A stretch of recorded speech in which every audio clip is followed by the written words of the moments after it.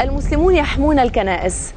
هذا ما أكد عليه الأنبا موسى الأسقف العام للشباب بالكنيسة الأرثوذكسية خلال استقباله وفدا من أعضاء الكونغرس الأمريكي نيابة عن البابا توادرس الثاني بابا الإسكندرية وبطريرك الكرازة المرقسية.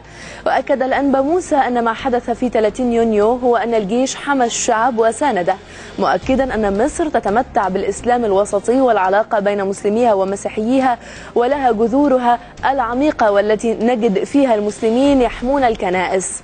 أنا قلت لهم احنا نشكر ربنا جدا جدا جدا في مصر، احنا دايما عايشين مع بعض في حرية دينية جميلة، بقالنا 14 قرن مع بعض مسلمين ومسيحيين، ما عندناش أبدا أي تيارات عنف أو تطرف أو تشدد، قليل جدا جدا، وفصيل صغير قوي اللي بيعمل كده، وده اللي ظهر في 30 يونيو انتوا شفتوا طبعا.